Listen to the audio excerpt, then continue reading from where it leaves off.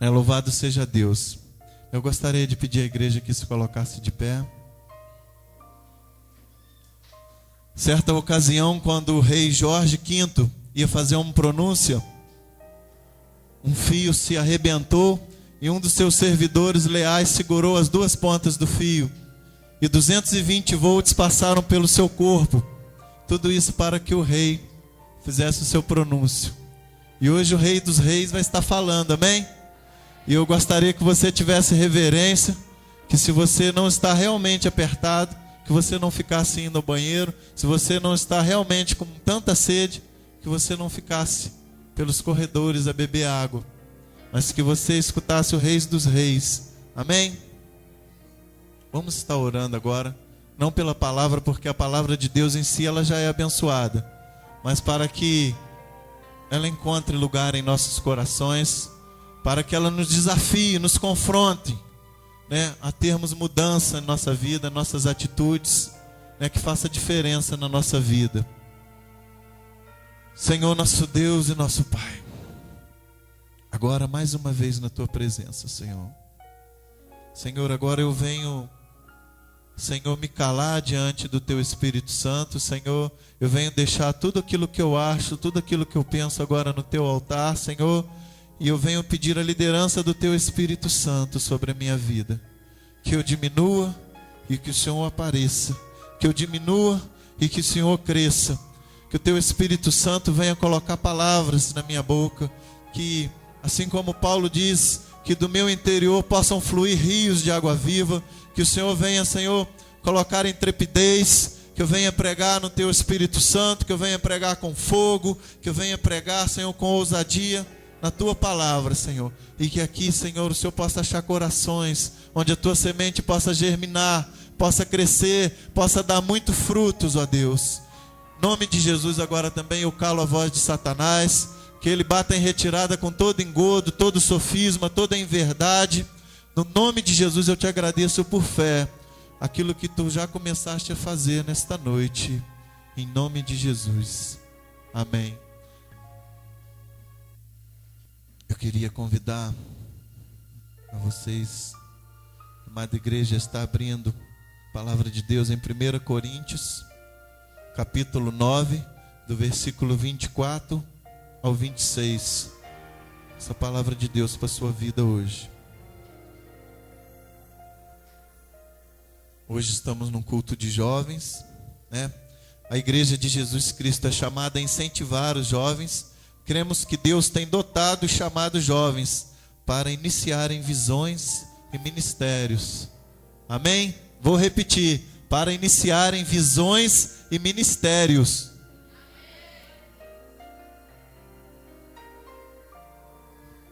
Primeiro Coríntios capítulo 9, versículo 24 a 26. A igreja hoje que tem que se comprometer a valorizar, a confiar, a treinar, incentivar, dar espaço, liberar e comissionar os jovens. Amém? Palavra de Deus, todos acharam? Amém? Amém ou misericórdia? Então vamos dar mais um tempinho aí. 1 Coríntios, capítulo 9, versículo 24 e 25.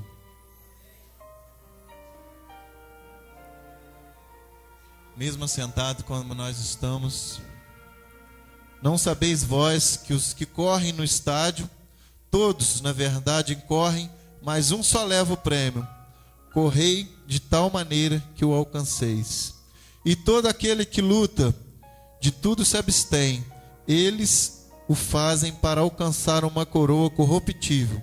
Nós, porém, uma incorruptível. Amém? Vamos ler só o 25, toda a igreja agora. Aquele que luta, de tudo se abstém. Eles o fazem para alcançar uma coroa corruptível. Nós, porém, uma incorruptível. Eu queria denominar essa mensagem de hoje como a corrida.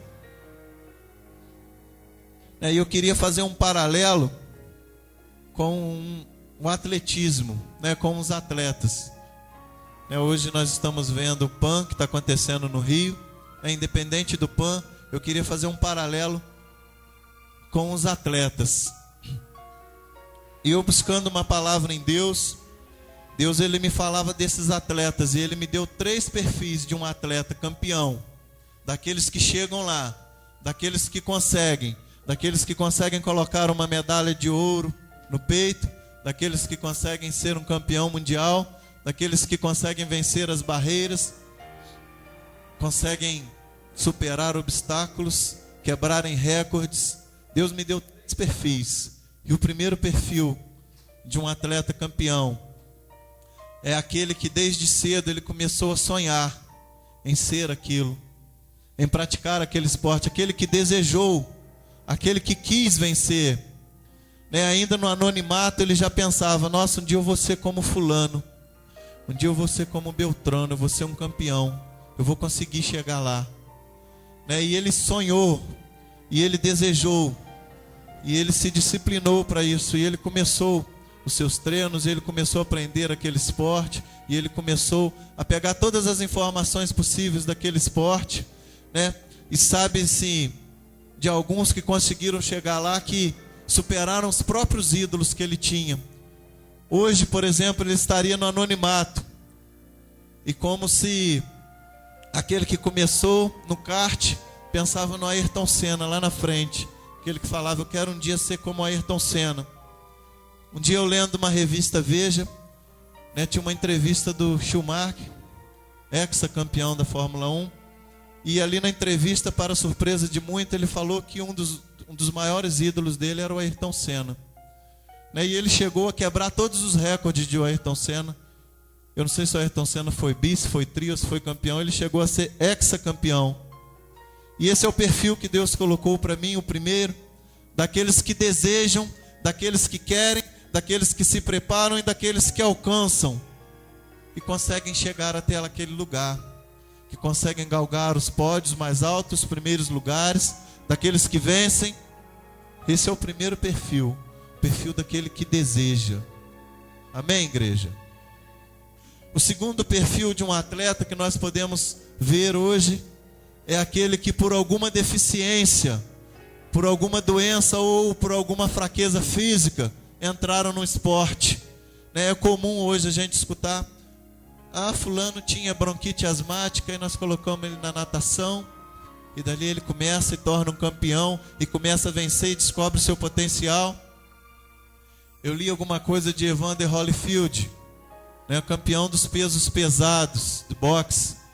E ali ele conta no livro dele que ele era tão franzininho, que ele era tão fraquinho, que colocaram ele no boxe, mas o treinador falou: olha, ele não vai aguentar os socos. E ele se tornou campeão dos pesos pesados. Mike Tyson, no auge da sua carreira, ele derrubou o Mike Tyson, se tornou um campeão mundial.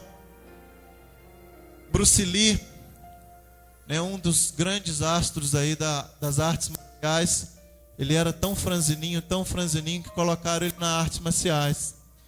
Eu não me recordo bem se foi sua mãe, se foi seu pai, se foi para que ele não apanhasse. E ele chegou a superar, ele chegou a ser tão rápido, que nos filmes dele o câmera tinha que pedir ele para fazer os golpes mais lentamente, porque a câmera não conseguia captar. E ele se tornou um grande lutador de artes marciais, conhecido no mundo todo, não como um astro de cinema, mas verídico. E ele conseguiu chegar lá. Embora toda a deficiência, entrou porque era franzininho, porque era para praticar um esporte. E tantos outros. Se eu começar a falar aqui, quantos outros que entraram por uma deficiência, por uma fraqueza, e se tornaram campeões. Então o primeiro perfil, aquele que desejou, aquele que quis. O segundo perfil, aquele que foi por causa de uma fraqueza ou uma debilidade. E o terceiro perfil, que nós podemos encontrar, aquele que nem desejava e aquele que nem entrou porque tinha uma doença, porque tinha uma fraqueza, mas ele começou a praticar esporte. E ele começou a disciplinar, e ele tinha horário para treinar, ele tinha regras, e ele seguiu.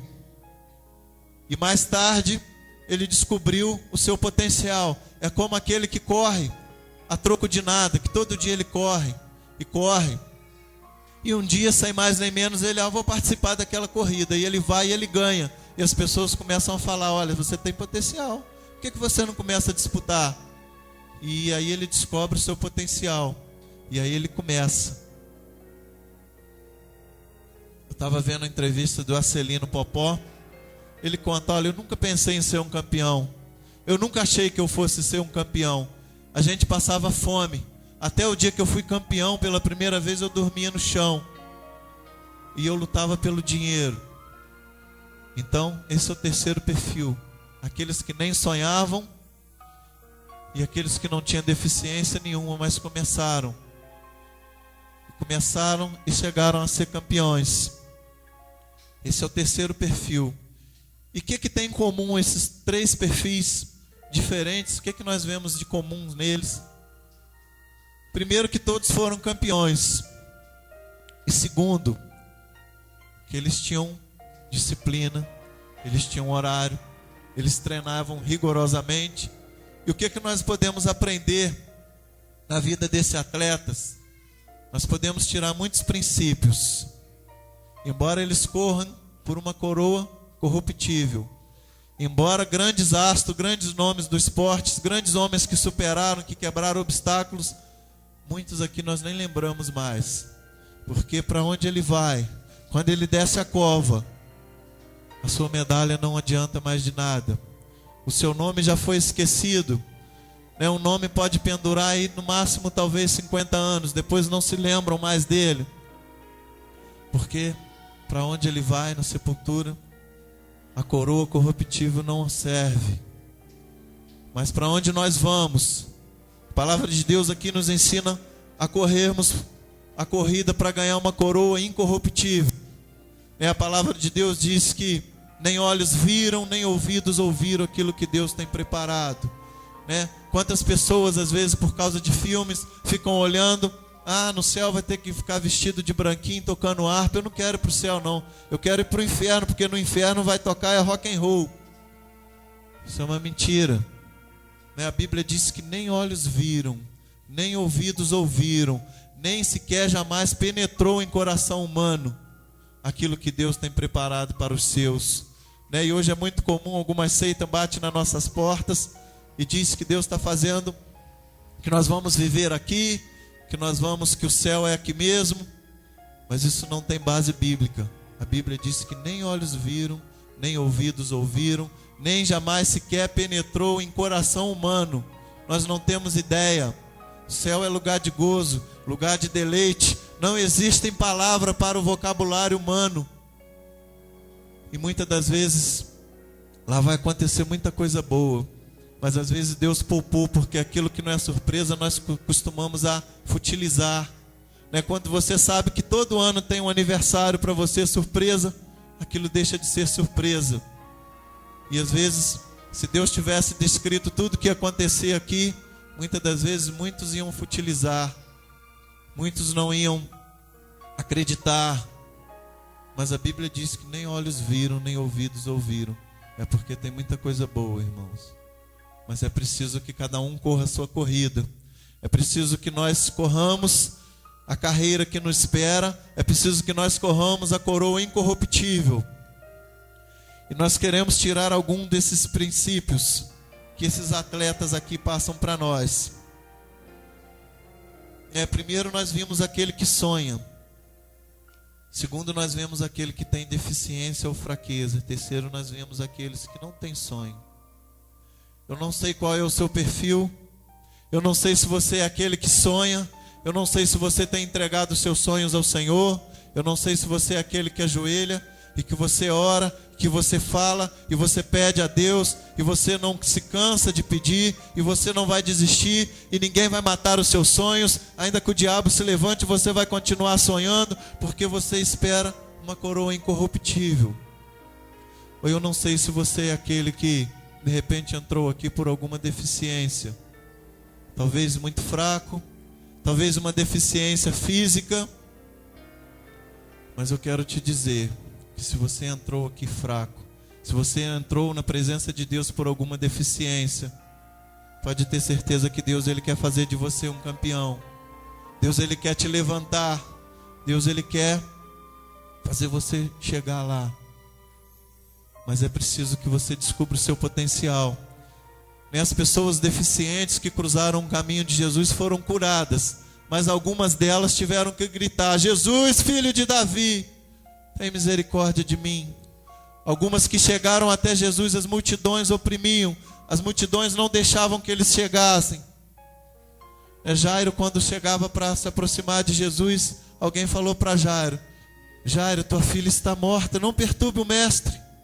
Mas Jesus falou para ele: Jairo, não duvides, mas creia somente. Qual é a palavra que você tem escutado? Não aborreça o mestre? Ou creia somente, não duvides? Quando eu fui embora para Jocum, eu e a Sheila, eu me lembro até hoje, o dia que eu falei com o meu pastor, na época o pastor Enio, e eu falei por telefone, eu falei: pastor, eu quero ir para Jocum. E ele fez um silêncio, e eu não sabia qual ia ser a atitude dele. De repente ele: glória a Deus. E ele falou assim: Ivan, se creres verás a glória de Deus. E hoje eu fico imaginando a audácia daquele homem. Eu com um filho de 5 meses, com um de 6 anos. Hora nenhuma ele titubeou, hora nenhuma ele pensou: nossa, se não dá certo o Ivan vai me culpar. Ele vai falar que eu fiz ele largar o emprego, que eu fiz eles venderem o carro, que eu fiz eles irem para lá com uma criança de 5 meses. Hora nenhuma titubeou, hora nenhuma voltou atrás, sempre me encorajando, falando: olha, Ivan, se creres verás a glória de Deus. E se você hoje tem um chamado, para servir a Deus, quantas pessoas querem viajar, quantas pessoas querem ir em missões, mas o seu chamado, ele começa aqui. Você precisa começar a dar fruto aqui na igreja. Quantas pessoas: eu vou para Jocum, eu vou para não sei aonde, eu vou fazer missões, mas você não está servindo aqui, como que você vai servir lá? Eu lembro quando eu comecei, eu já estava com uma sede, eu fazia visita com o pastor, a gente abria culto, a Sheila abria culto, a gente ainda estava engatinhando, mas a gente estava na presença de Deus, buscando com toda a força. Existe uma palavra em 2 Crônica que diz que os olhos de Deus estão a rodear a terra, e quando ele acha um cujo coração é totalmente dele, ele se faz forte aquele.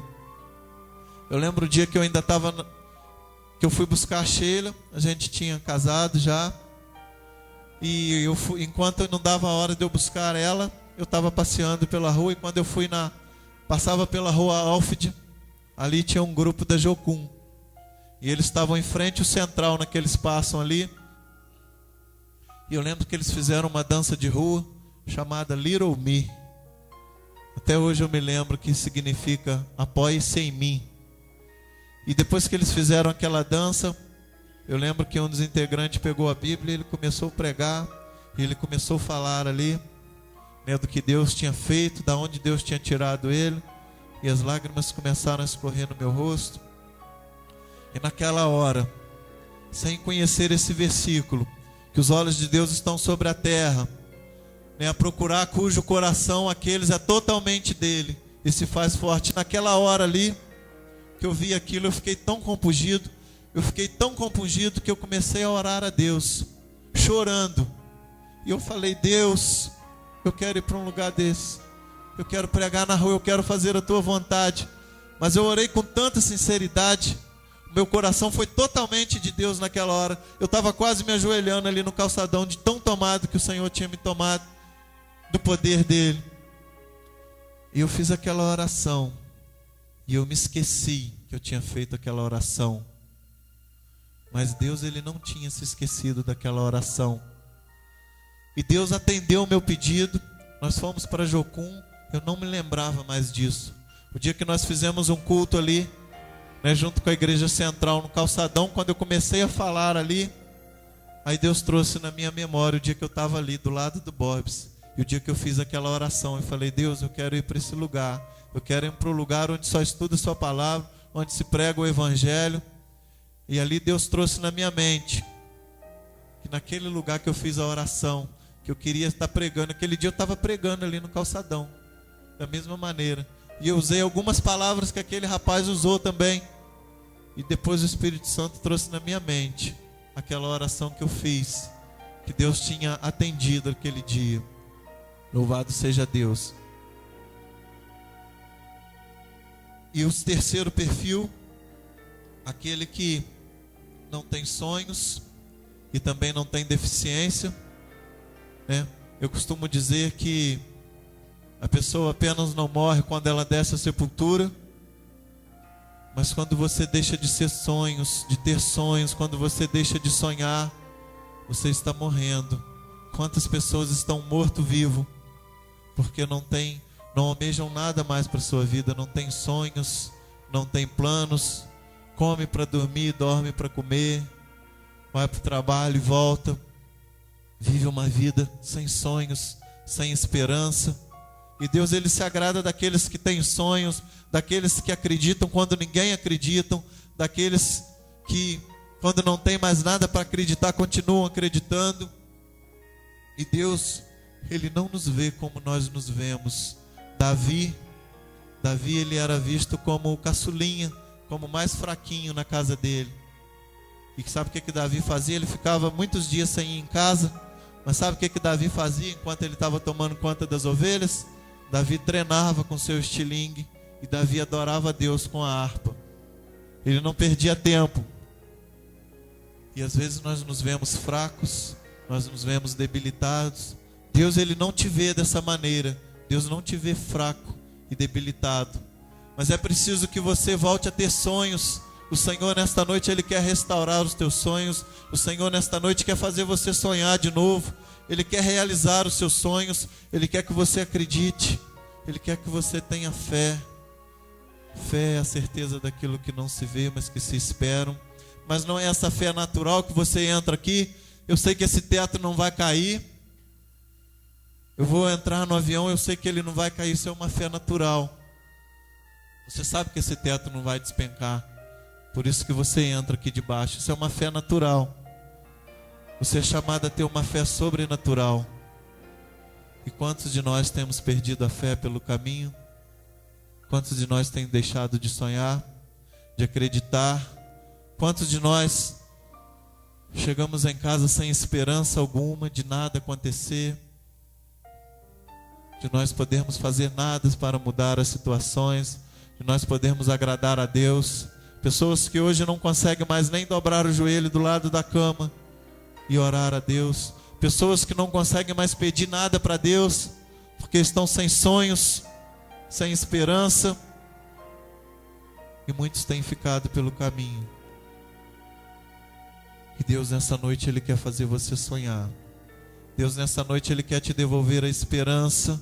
Deus nessa noite, Ele quer ver o seu coração.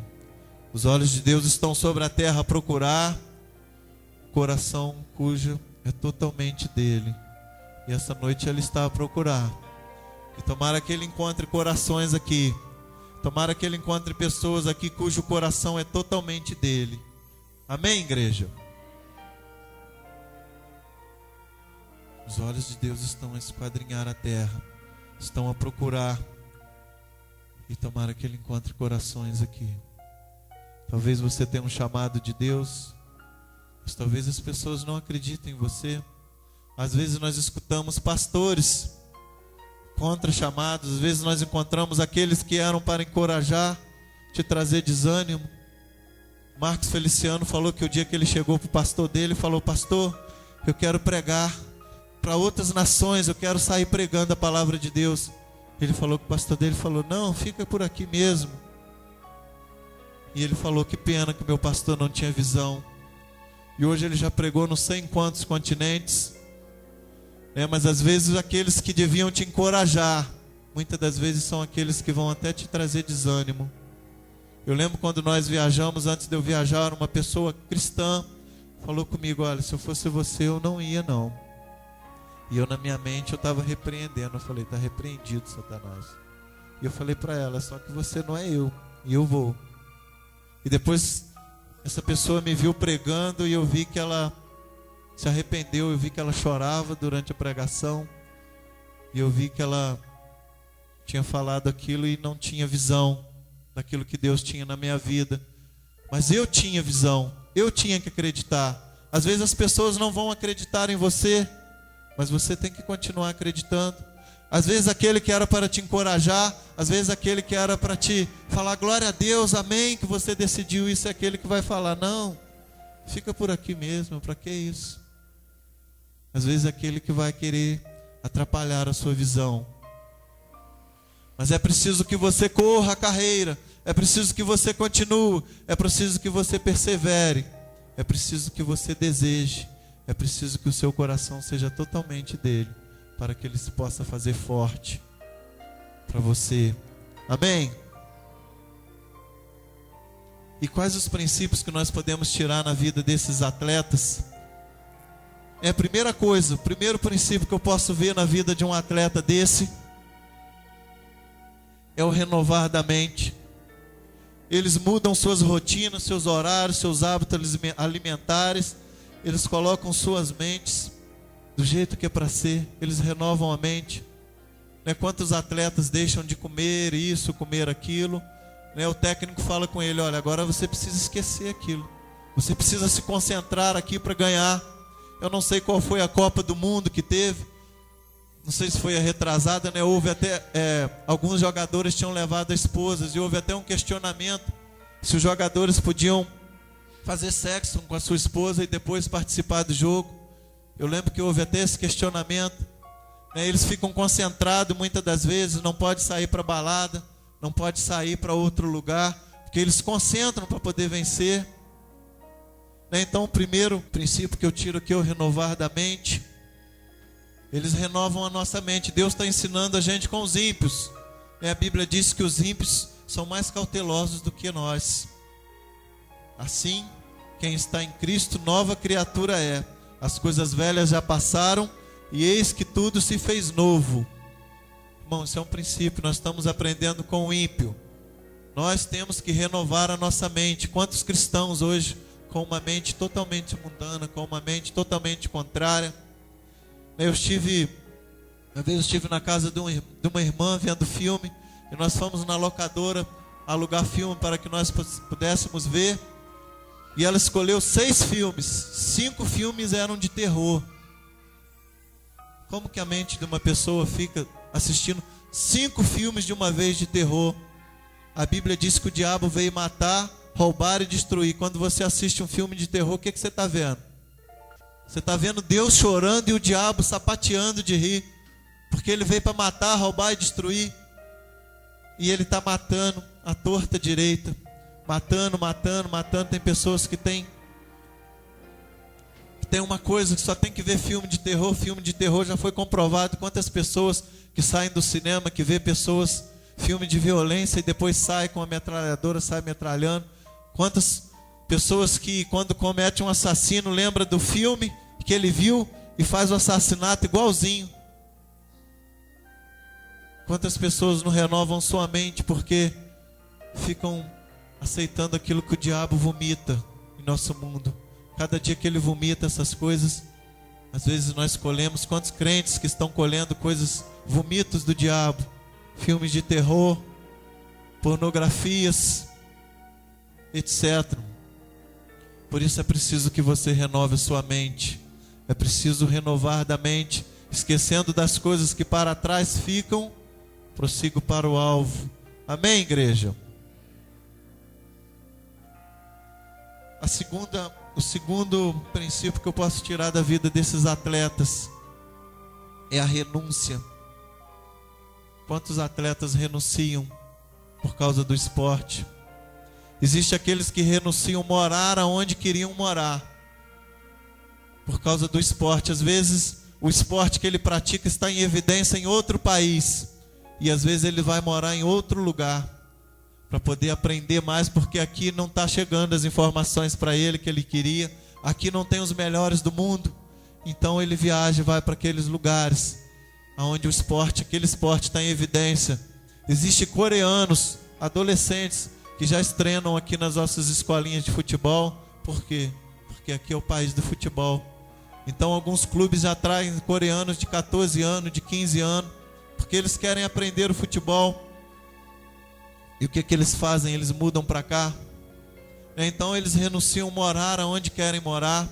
Alguns renunciam ao relacionamento, alguns não conseguem arrumarem namorado ou não querem. Por quê? Porque ele gasta muito tempo treinando, porque ele fica fora, ele não pode ficar vindo e indo. E às vezes a namorada não vai entender isso. Alguns renunciam ao relacionamento, alguns renunciam ao namoro.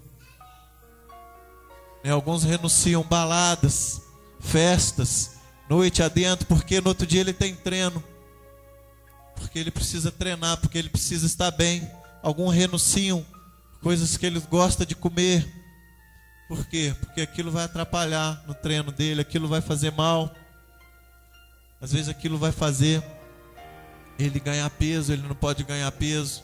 Então eles renunciam. Relacionamento, morar aonde querem, comida, festas. Quantas das vezes querem sair com os amigos, mas ele vai treinar no outro dia de manhã. Aí ele não sai. Renúncia. Outro princípio que nós temos que aprender. O que você tem renunciado por causa de Deus? O que você tem renunciado para servir a Deus? Você tem um chamado? Então você precisa renunciar. O que você tem renunciado? Quantas pessoas às vezes não renunciam? Às vezes um namoro, às vezes Deus colocou no coração, olha, essa pessoa não é para você. E às vezes, mas é tão bonitinha, um desperdício. Mas ele é um gatinho. E continua namorando, sabendo que aquela pessoa não é para ele. E mais tarde, ele perde a pessoa e perde a presença de Deus, porque não aprendeu a renunciar. E nós somos chamados a renunciar. Só aqueles que têm um chamado, aqueles que não querem fazer nada, aqueles que querem apenas esquentar o banco da igreja, você não precisa renunciar a nada. Mas aqueles que querem fazer diferença, aqueles que querem crescer na presença de Deus, aqueles que querem pregar o evangelho, aqueles que querem ser um missionário, um ministro de louvor, um pregador, um evangelista, uma pastora, esses precisam renunciar. Esses precisam renunciar às vezes com quem se casar, às vezes aonde morar e muitas outras coisas. Então o segundo princípio que nós aprendemos aqui é renúncia. Muitos renunciam bens, às vezes ele não tem patrocínio e ele precisa vender o carro dele, ele precisa vender um bem que ele tem para ele poder competir, para ele poder ir para outro país. E às vezes a competição vai durar um dia. Se ele perdeu no outro dia, ele não tem mais o carro. Ele gastou na viagem, no hotel, no patrocínio. Então, eles têm um princípio, renúncia. E isso é uma coisa que nós temos que aprender. É uma coisa que tem faltado na igreja do Senhor. Muitas pessoas não renunciam. Algumas pessoas querem ter o céu e a Mariana. Querem ter o céu e o Rafael. Não que você não possa ter alguém, não que você não possa namorar, não que você tenha que renunciar à sua namorada, mas que você namore na presença de Deus, que você deixe Deus fazer parte das suas escolhas, que você deixe Ele escolher com você. E mais um princípio que a gente aprende com eles. Eles ficam focalizados. O que eles fazem? Eles gravam vídeos do adversário. É comum jogos do Brasil, outros jogos, eles estudarem a tática do adversário, com quem eles vão jogar. Isso é batalha espiritual. E nós? Você entende alguma coisa do seu inimigo? Você sabe as debilidades do diabo? Você sabe as fraquezas e sabe as forças? Você sabe as forças do exército de Deus? Você sabe a força do Senhor? Você sabe a autoridade que você tem diante dele? Isso é batalha espiritual. E eles estudam os inimigos a fundo, gravam vídeos e olham, repetem aquela fita, tornam a repetir, porque eles querem saber qual é a estratégia do inimigo. E a Bíblia diz que o nosso inimigo está despojado e nu. Ele é um anjo caído, mas ele também tem forças. Você sabe quais são as forças do nosso inimigo? Você sabe qual é a força do exército de Deus? Outra coisa que nós aprendemos com eles.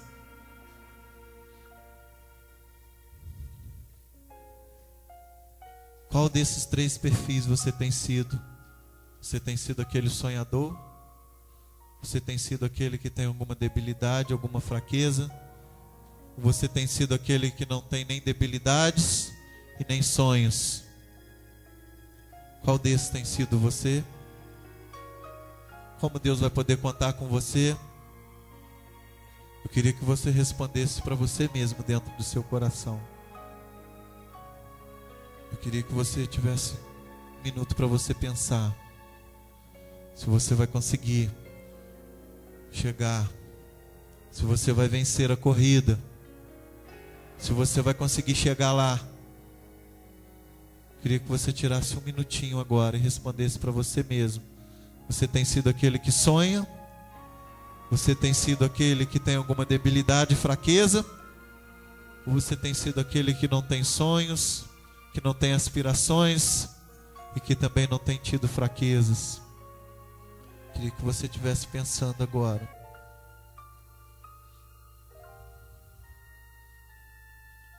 Existem aqueles que não tinham mais sonhos, mas que no decorrer do seu treinamento, eles descobriram que tinham potencial.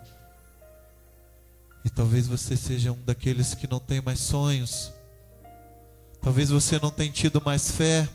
Talvez você tenha entrado na casa de Deus por obediência.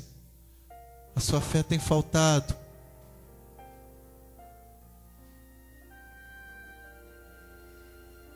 Mas Deus, nesta noite, Ele quer fazer brotar sonhos no seu coração. Deus, Ele quer te levantar. Deus, Ele quer contar com você. Deus, Ele quer te enviar. Eu tenho certeza que aqui Deus vai tirar, seja algum missionário, seja pastor, seja evangelista, seja ministro de louvor. Eu tenho certeza disso, irmão. Eu não estou falando isso, eu estou profetizando, mas aquele que profetiza sem saber se vai acontecer ou sem crer. Estou falando com convicção. Estou falando daquilo que Deus colocou no meu coração. Tem pessoas com chamados aqui adormecidos. Tem pessoas que não descobriram o seu potencial. E ela se enxerga tão fraca, tão necessitada, tão sem qualidades. E não é pelo muito, não é pela inteligência, não é por muito saber da palavra. Deus, Ele escolhe os fracos, sim. Deus, Ele quer contar com você. Deus, Ele quer achar o coração totalmente dEle. Ele quer que você saia para evangelizar. Ele quer que você saia para fazer a obra. Mas você tem se achado muito fraco. Você tem se achado sem qualidades. E às vezes você pensa, fulano tem qualidade, Beltrano tem qualidades, mas eu não tenho. Talvez você seja daquele perfil que tem alguma deficiência. E aqueles deficientes, sejam fisicamente, sejam no sentimento, seja na alma, todos que se aproximaram de Jesus, eles foram curados. Jesus hoje, Ele quer curar a sua deficiência. Existiu aqueles que a multidão não deixavam passar, e abriram um buraco no telhado e desceram aquele aleijado para Jesus. E hoje também eu te convido, traga os seus aleijados. E se for preciso, abra um buraco no telhado também. Mas chegue até a presença de Deus. Chegue até a presença de Jesus. Jesus, Ele quer te curar nesta noite. Jesus, às vezes, Ele perguntava: o que é mais fácil, perdoar os seus pecados ou curá-lo? Muitas pessoas foram salvas porque eram deficientes. Por que você está falando isso? Porque pela sua deficiência eles iam até Jesus para buscar cura. E Jesus, além de curar, perdoava os pecados deles também. Talvez hoje a sua deficiência vai fazer você chegar mais perto de Deus. Talvez aquilo que tem sido a sua mágoa, às vezes aquilo que você tem perguntado: Deus, por que eu tenho esse defeito? Por que eu tenho esse problema? Por que eu sofro disso? E hoje a sua deficiência que vai fazer você chegar perto de Deus. Hoje Jesus, Ele quer curar essa deficiência. Hoje Ele quer achar um coração totalmente dele. E Ele encontrou isso em Noé, enquanto estava a construir a arca. Ele encontrou isso em Enoque, à medida que estava com o Senhor, quando caminhava com o Senhor. Ele encontrou isso em Abraão, no Monte Moriá. Ele encontrou isso em José, na casa de detenção. Ele viu isso na vida de Davi, quando corria para enfrentar Golias. Ele encontrou isso em Daniel, quando foi para a cova dos leões. Ele encontrou isso em Sadraque, Mesaque e Abidnego. E ele se fez presente ali naquela fornalha ardente. E hoje Ele quer encontrar isso no seu coração. Ele quer encontrar isso em você. Talvez você nem sabe o que é evangelizar. Talvez você nem tenha noção do que é sair para pregar o Evangelho. Alguém perguntou o que é evangelizar. Evangelismo é o soluço de Deus. É Jesus que chora sobre a cidade condenada.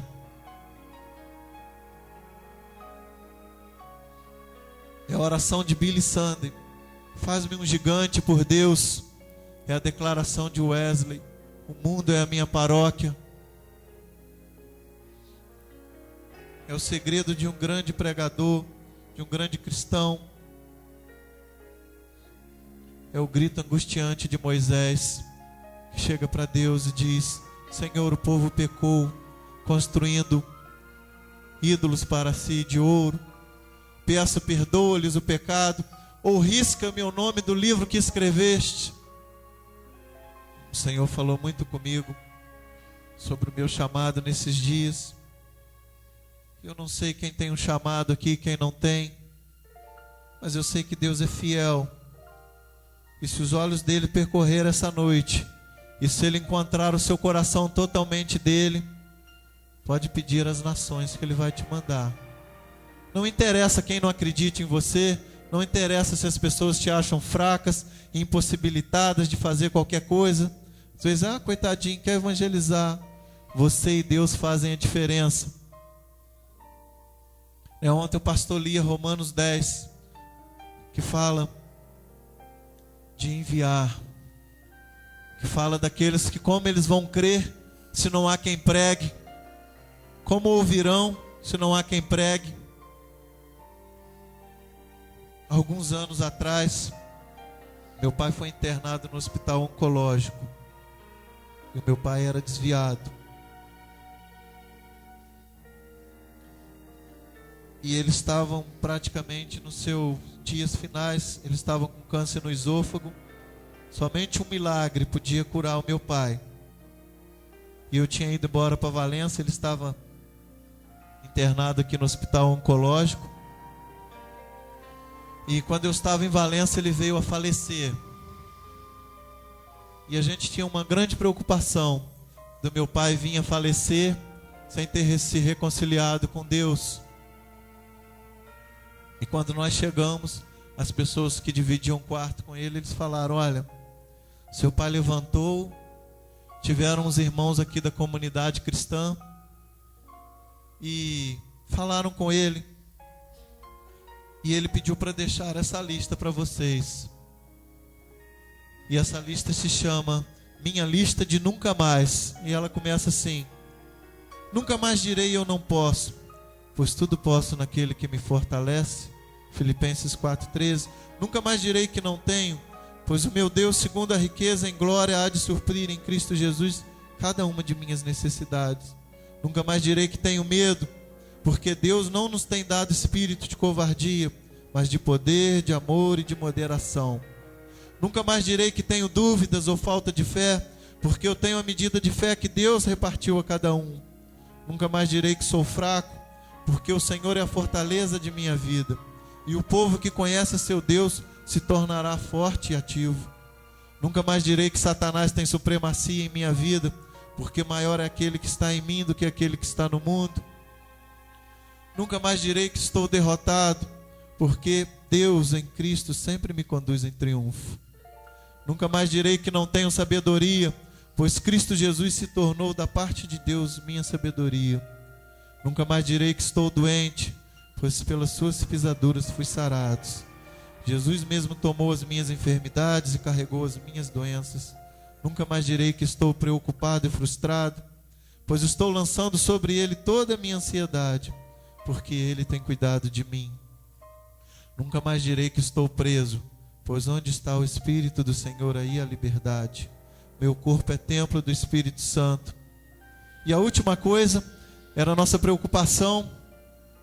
E o último item dessa lista de nunca mais dizia assim: nunca mais direi que estou condenado, pois já nenhuma condenação há para os que estão em Cristo Jesus. Estou em Cristo, portanto estou livre. Eu fiquei pensando como foi importante a visita de alguém que foi lá evangelizar meu pai. Isso pode ter custado a salvação dele. Ele podia ter morrido sem Cristo. E ontem, quando o pastor leu Romano 10, diz: todo aquele que invocar o nome de Jesus será salvo. Isso é um ás contra Satanás. Às vezes a pessoa peca, às vezes a pessoa erra, e ela ainda tem alguns segundos antes de morrer de clamar o nome de Jesus e de ser salvo. Mas como clamarão se nunca ouviram? Como ouvirão se não há quem pregue? Às vezes nós não pregamos. E lá no oncológico, quantas pessoas podem ter morrido sem Jesus? Você que tem um chamado, você que não tem evangelizado, que não tem pregado, você que tem se sentido fraco, debilitado, você que pensa que a sua deficiência é problema para você pregar. Você que se sentir chamado por Deus, você que quer ser comissionado, você que quer começar seu ministério aqui, eu queria estar convidando você para estar vindo aqui. Não importa o que você tem sofrido, não importa as lutas que você tem passado. Eu escutei a história de um missionário que foi pregar para um povoado que nunca tinha ouvido falar de Jesus. Foi ele, a esposa e o seu filho pequeno. Mas ali eles eram propícios a muitas doenças. E o seu pequeno filho adoeceu e veio a falecer. E o casal continuou assim mesmo, tentando chegar àquele povoado que nunca ouviram falar de Jesus. E quando ele subia, quando ele descia rio abaixo, a esposa dele veio pegar a mesma doença do filho e estava ardendo em febre.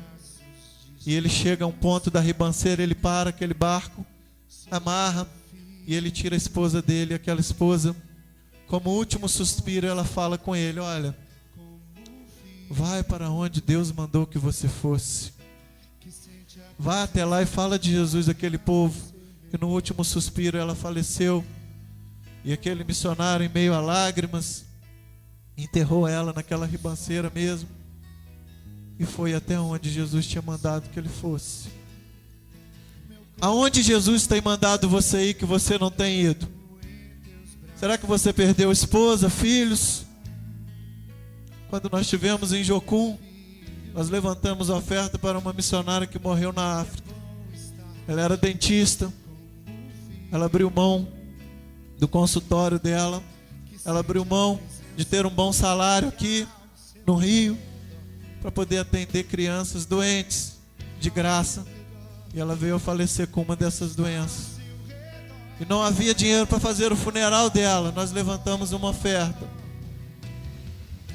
Aonde Deus tem te chamado? Qual é o lugar que Deus tem mandado você ir que você não conseguiu? Aquele missionário, ele podia remar contra o rio, continuar remando contra as correntezas. Mas ele perdeu a esposa e o filho, ele continuou para levar Jesus até aquele povoado. Talvez você tenha remado contra o rio e você não tenha conseguido atendimento. Eu quero convidar você para estar vindo aqui na frente. Só você que tem um chamado. Só você que quer fazer a diferença. Só você que quer mudar. Só você que quer praticar os seus princípios que nós aprendemos aqui da corrida. Você que quer receber uma coroa incorruptível. Às vezes nós vemos nas Olimpíadas aqueles atletas chorando quando recebe a medalha de ouro no peito. Você imagina o que Deus vai te dar? Nós nos emocionamos com aquela medalha, com aqueles atletas que amanhã nós já esquecemos muito deles. Mas o que você vai receber é eterno.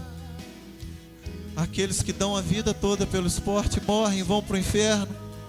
Você tem a opção de dar sua vida para Jesus, morrer e ir para o céu. Eu quero convidar você a sair do teu lugar. Você que tem esse chamado, você que não tem feito a diferença, eu te desafio a estar vindo aqui na frente, estar ajoelhando aqui, não diante de mim, mas diante do Senhor. Diga, sou teu filho, e é bom estar contigo como filho. Talvez aqueles que tinham que te encorajar foram aqueles que de repente te desanimaram. Sentem a presença dele. É ao seu redor. Talvez as pessoas te acham fraco, sem condição nenhuma de ser ninguém, de evangelizar. Mas Deus hoje Ele quer te fazer um campeão. Deus hoje quer te levantar. Deus quer restituir os seus sonhos. Deus quer restituir a sua vida.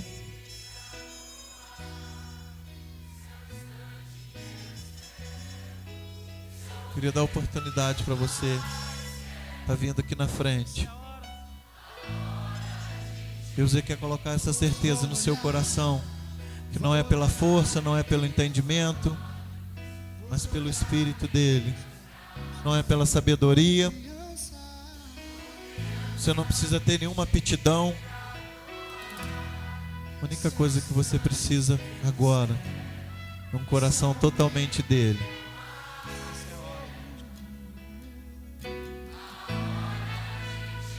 Diz, vou olhar, vou jogar. Como criança. Glória, glória a Deus, aleluia. Você ainda tem a oportunidade de sair do seu lugar. Esse é o momento. Não veja como a palavra do Ivan, mas veja como uma porção da palavra de Deus e come essa palavra. Diz, vou olhar em teus olhos, vou jogar-me em teus braços de amor, como criança me gira no ar. Esse é o instante que eu espero, esse é o momento que eu mais quero. A hora Deus, Ele vai honrar a sua vida. Você não vai ser envergonhado. Ele vai honrar a sua vida. Um dia Ele honrou a minha vida também. Não há nada que te pague. Não há dinheiro, não há prazer no mundo que pague uma pessoa que consegue ganhar uma alma para Jesus. A minha Bíblia não diz que quando um canceroso é curado, há festa no céu. A Bíblia não diz que quando um aleijado é curado, há festa no céu. Quando o adético é curado. Mas a Bíblia diz que quando um pecador se converte, há grande festa nos céus. Talvez você que está aqui, que esteja desviado também, ou que ainda não aceitou o Senhor, e você entendeu essa palavra. Você quer correr a corrida incorruptível. Você está cansado de bater com a cara no muro. Você está cansado de correr pelas suas próprias forças. E você que quer aceitar a Jesus, ou você que quer se reconciliar com Ele, Deus diz que todo o propósito dele se cumprirá. Nada vai frustrar. Ele diz, o meu propósito subsistirá e eu farei toda a minha vontade. Então una sua vontade agora com a vontade de Deus, que não tem inferno que vai parar a obra dele. Vamos dar uma salva de palmas para o Senhor.